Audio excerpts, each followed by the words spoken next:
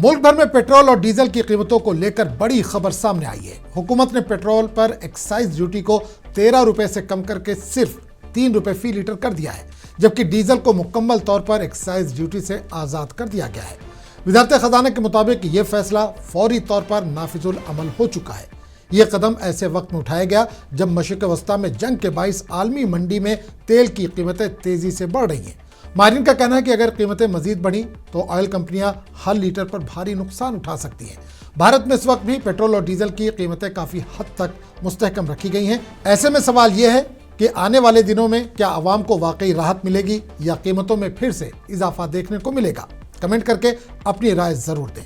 Video अच्छा लगा हो तो इसे लाइक करें, शेयर करें और चैनल को सब्सक्राइब करना ना भूलें।